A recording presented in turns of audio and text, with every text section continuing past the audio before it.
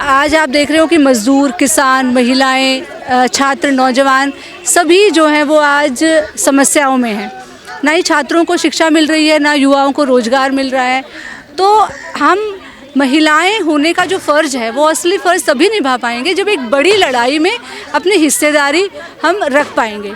तो ये जो बड़ी लड़ाई है आज, ये बड़ी लड़ाई एक दोहरी लड़ाई है। एक तरफ ये पुरुष सत्तात्मक समाज है, ये पितृ सत्तात्मक समाज के खिलाफ लड़ना पड़ेगा जिसमें कि महिलाएं जकड़ी हुई हैं। और दूसरा आज हम देख रहे हैं कि ये पूंजीवादी व्यवस्था जो अपने आप को बचाने के लिए, क्योंकि आज पूंजीवादी व्यवस्था जो है वो पूरी तरीके से जो है वो ध्वस्त हो चुकी है, तो वो अपने आप को बचाने के लिए पितृसत्ता का सहारा ले रहे हैं। अपने आप को बचाने के लिए जो फ्यूडल जो वैल्यूज़ है दोबारा से उनको समाज में लागू किया जा रहा है, चाहे वो जातिवाद की समस्या हो, चाहे वो मनुवाद हो। तो इस तरीके से आज चौतरफा एक संकट से पूरा समाज घिरा हुआ है। आज ज़रूरत है महिला, पुरुष, छात्र, नौजवान, किसान सबको एकजुट होकर एक मजबूत लड़ाई लड़ने की। तभी हम सब समाज को एक अच्छा समाज बना पाएंगे जहां महिलाएं भी स्वाभिमान से जी सकेंगी, किसान, मजदूर भी स्वाभिमान से जी सकेंगे। जब देश में संविधान लागू और जो संविधान कहता है कि महिलाओं को समानता, सबको अधिकार है, उसी देश के लोग कहते हैं कि अब संविधान को बदल देना चाहिए। जब संविधान बदला जाएगा तो फिर क्या हालात होंगे महिला? देखिए, देश के लोग नहीं बोलते हैं। कोई देश का एक भी व्यक्ति ऐसा नहीं है जो ये बोलता हो कि हाँ इस देश के संविधान को बदला जाना चाहिए। ये जो देश है ये मजदूरों का देश है, ये किसानों का देश है, ये छात्रों, नौजवानों का देश है जो आज अपने अस्तित्व की लड़ाई लड़ रहे हैं। ये उनका देश है, ये उनका देश नहीं है जो 400 का पार का नारा लगाते हैं या जो आज पूंजीपतियों की सेवा कर रहे हैं। ये समाज जो है हमारा वर्ग विभाजित समाज है। एक तरफ पूंजीवादी वर्ग है, पूंजीपतियों का वर्ग है जो इस देश की सत्ता को चला रहा है, और दूसरी तरफ इस देश का 99% गरीब, मजदूर, मेहनतकश किसान है। तो आज वो जो किसान है, वो किसान तो यही मांग कर रहा है, वो महिलाएं, जो नौजवान, वो यही मांग कर रहे हैं कि जो संविधान में हमें अधिकार दिए गए हैं, सुरक्षा का अधिकार, समानता का अधिकार, स्वाभिमान से जीने का अधिकार, वो हमें दिया जाए। लेकिन वो अधिकार उनको दिया नहीं जा रहा है, उल्टा उस अधिकार को हर जगह कर्टेल किया जा रहा है। लाखों लोगों को रोजगार से निकाला जा रहा है।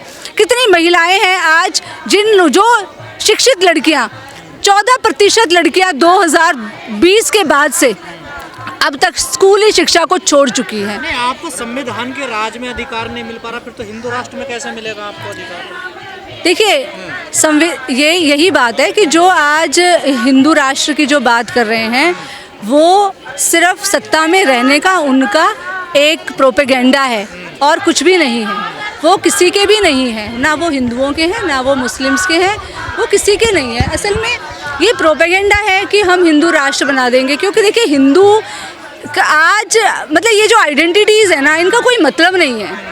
ये हिंदू है, ये मुस्लिम है, एक्चुअली हम तो इसी पे हो रहा ना। देखिए, अगर दलित की बेटी की बारात आए तो उसे रोक दिया जाता है।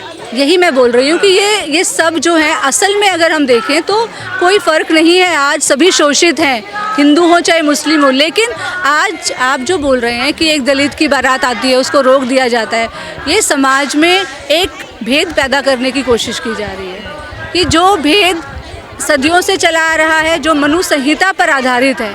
वरना तो जब हमारा देश आज़ाद हुआ था तो हमारा देश किन मूल्यों पर आज़ाद हुआ था? स्वतंत्रता, समानता और भाईचारा। तो ये स्वतंत्रता, समानता, भाईचारा को एक ज़मीन पर ज़मीनी हकीकत बनाने की बजाय आज उसको ज़मीनी हकीकत से दूर लेकर जाया जा रहा है। और जो एजेंडे जो समाज के हैं ही नहीं, जिनका भूखमरी से कोई लेना देना नहीं है, जिनका बेरोजगारी से कोई लेना देना नहीं है, जिनका महिला सुरक्षा से कोई लेना देना नहीं है, उन एजेंडों को आज, उन मुद्दों को आज मुख्य मुद्दा बनाया जा रहा है। तो बड़े दावे करती है ना महिलाओं को सशक्तिकरण बनाने के लिए। देखिए, सरकार के दावे, आप सरकार के दावों पर जाएंगे कि आप आरजी कार की घटना देखेंगे। आप यूपी के अंदर दो बहनों को पेड़ पर मारकर बलात्कार करके लटका दिया जाता है और अगले दिन उनके पिता भी आत्महत्या कर लेते हैं। आप उसको देखेंगे, आप हाथरस को देखेंगे, या फिर आप सरकार के दावों को देखेंगे। देखिए, ये जो सरकार है ये जनता की सरकार नहीं है, ये कैपिटलिस्ट की सरकार है। इसीलिए ये लोग सिर्फ वही करते हैं जो पूंजीपति चाहते हैं, क्योंकि आज पूंजीपति हर पूरे विश्व में, आप देख लीजिए गाज़ा में क्या हो रहा है। क्या गाज़ा के अंदर यही एक जो कैपिटलिस्ट का जो आज संकट है, कैपिटलिज्म के अंदर हथियार बेचने की जो होड़ लगी हुई है, आज अमेरिका उस होड़ में लगा हुआ है, जिसकी वजह से उनको सिर्फ हथियार बेचने के अलावा और कोई मतलब नहीं है। चाहे लोग मरे, चाहे जिए, चाहे बच्चे मरे, चाहे महिलाएं मरे। तो ये कैपिटलिज्म मानवता का दुश्मन है। सत्ता देश है ना यहाँ, तो देखिए भारत पितृसत्ता देश है, तो क्या उसको वही रहने देना है? हम तो उसको बदलने की बात कर रहे हैं। कौन बदलने की और वहीं वापस जाने की बात कर रहे हैं। देखिए लोग तो वापस लोग नहीं कर रहे हैं, ये सरकार कर रही है। लोग इसको बदलने की बात कर रहे हैं, क्योंकि आज हम सभी जानते हैं कि जब तक ये पितृसत्तात्मक समाज नहीं बदलेगा तब तक ना ही महिलाएं सुरक्षित रह पाएंगी और ना ही पुरुष सुरक्षित रह पाएंगे। बात ऐसे सिर्फ महिलाओं की सुरक्षा की नहीं है, आज पुरुष भी सुरक्षित नहीं है, एक बहन का भाई भी सुरक्षित नहीं है, एक माँ का बेटा भी सुरक्षित नहीं है, एक पत्नी का पति भी सुरक्षित नहीं है। तो आज पूरी मानवता संकट में है। आज जंतर मंतर पर आई हैं, कुछ लोग तो कमेंट्स में ये भी कहेंगे कि ये भारतीय संस्कृति के खिलाफ है, महिलाएं क्यों चलेगी जंतर मंतर पर। नहीं, तो भारतीय संस्कृति का ठेका जिन्होंने ले रखा है, क्या हम उनके अनुसार काम करेंगे या हम सही जो है उसके अनुसार काम करेंगे? सही है, इस भारत की संस्कृति ही है, इस भारत की संस्कृति ही है जो गार्गी ने किया था, जो काम जो हमारे ये लोग कहते हैं वेदों में ही है। गार्गी जब याज्ञवल्क्य के साथ आर्ग्यूमेंट कर रही थी, जब शास्त्रार्थ कर रही थी, तो याज्ञवल्क्य ने कहा था तुम्हारा सर तोड़ देंगे अगर आगे और अपना मुंह बंद कर लो, और एक भी बार आवाज़ उठाई। तो ये इस देश की संस्कृति ही है, गार्गी की संस्कृति है कि गलत के खिलाफ आवाज़ उठाना, तर्क करना, रैशनल बनना। तो हम तो इस देश की संस्कृति को आगे लेकर चल रहे हैं, इस देश की संस्कृति है। क्या रानी झांसी लक्ष्मीबाई इस देश की नहीं थी? क्या नेताजी सुभाष चंद्र बोस ने जो रानी झांसी रेजिमेंट बनाई थी, क्यों क्या वो विदेश से जो महिलाओं को लेकर आए थे? लड़कियों को जींस नहीं पहननी चाहिए, घर से बाहर नहीं निकलना चाहिए रात को। ये वो लोग हैं जो इस देश को पीछे ले जाना चाहते हैं। ये वो लोग हैं जो आज से 500 साल पहले ये देश जिन रूढ़ियों में जकड़ा हुआ था, उन रूढ़ियों को तोड़कर ये देश आगे बढ़ चुका है, लेकिन दोबारा से ये लोग उन्हीं बेड़ियों में इस देश को जकड़ना चाहते हैं। और वो इसलिए क्योंकि आज ये कैपिटलिस्ट जो समाज है, जो पूंजीवादी समाज है, इसको बचने का कोई रास्ता नहीं है, कोई नई पॉलिसी नहीं है, कोई रोजगार की पॉलिसी नहीं है इनकी।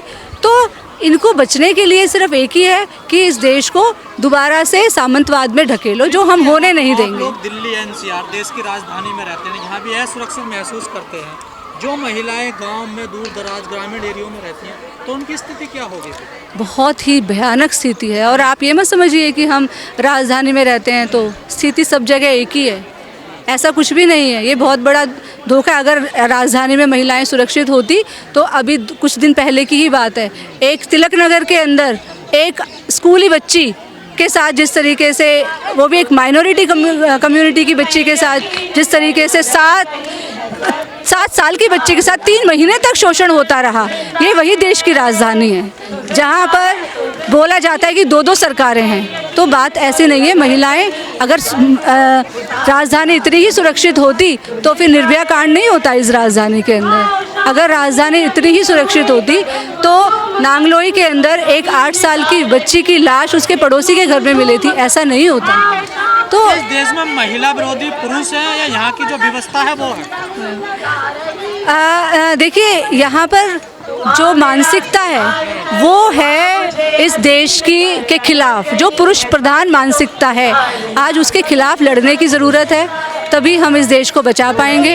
और ये हर तरीके से इफ़ेक्ट कर रही है समाज को, रसातल में ले जा रही है, लेकिन हम इस रसातल से आज समाज को निकालने का प्रण ले चुके हैं, इसीलिए संघर्ष कर रहे हैं और संघर्ष ही एकमात्र रास्ता है।